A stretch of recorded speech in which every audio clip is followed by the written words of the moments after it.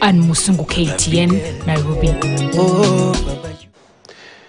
Tusalie kwenye sanaa na nyimbo. Je, ilikuwaje? Ni wimbo aliopenda sana marehemu Raila Odinga, wimbo ambao hakusita kuimba kila alipoweza, wimbo wa Jamaican Farewell. Mtayarishi Alex Yarie amefanya utafiti kuhusu historia ya wimbo huu ulioimbwa na marehemu Harry Belafonte. Hii hapa taarifa yake kama ilivyotiwa sauti na Ali Manzu.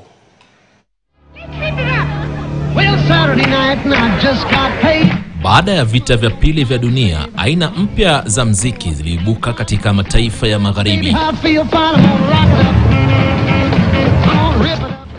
Nyimbo aina ya rock and roll, soul au hata country zilitamba sana, ndiposa miaka ya 50 wasanii kama vile Elvis Presley, Ray Charles, Cliff Richard, Little Richard na wasanii wengine wa kutoka Marekani na Uingereza walitamba sana.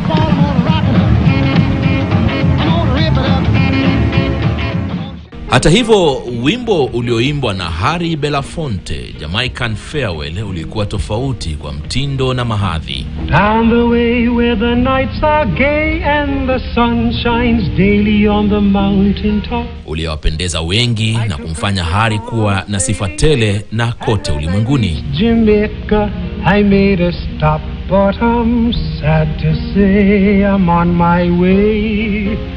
Won't be back for many a day. Ni mtindo uliowavutia wengi ambao wa asili wa visiwa vya Karibia, uliowafikia Uingereza na jamii za wahamiaji kutoka visiwani humo. Say I'm on my way. Won't be back for many a day. Kisiwa cha Jamaica, ikiwa ni mojawapo ya mataifa ya bara la Amerika, lilisambaza mtindo hadi kule Marekani. Come along everybody. Come and hear what I have to say. Mziki wa Calypso umejikita katika historia ya utumwa ulioasisiwa katika karne ya 19. Watumwa waliutumia kama njia ya kusimulia masaibu yao, huku vizazi vikitumia kama njia ya kutia hamasa kuhusu masuala kadhaa ya jamii au hata uongozi. Ni mziki ambao pia ulikuwa msingi wa mtindo wa reggae unaopendwa na wengi ulimwenguni. Down the way where the nights are gay and the sun shines daily on the mountain top. Wimbo huu wa Jamaican Farewell wake Harry Belafonte uliibuka mwaka 1956. Sad to say I'm on my way. Won't be back for many a day. Uliuza zaidi ya santuri milioni 100 na kumfanya Belafonte kuwa maarufu sihaba. Wimbo wenyewe wasifia mandhari ya taifa la Jamaica na visiwa vya Karibia, Jamaica walikotoka wazazi wake Belafonte. La kushangaza ni kuwa Belafonte si aliyeutunga wimbo huu, wala mtu wake si Mjamaika.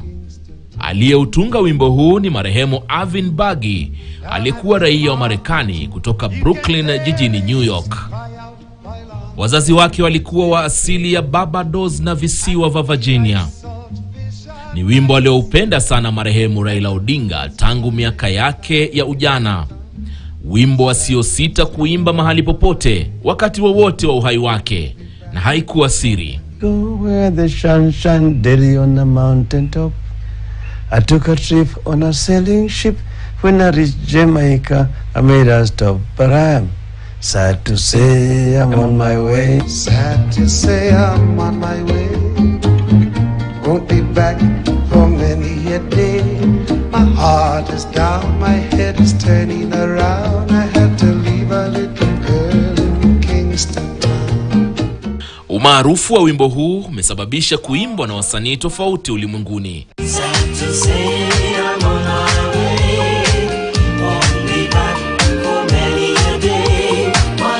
Msanii Amrich Lobo kutoka Uholanzi, ambaye pia alikuwa mwalimu wa fizikia, aliupa umaarufu mpya katika miaka ya 80.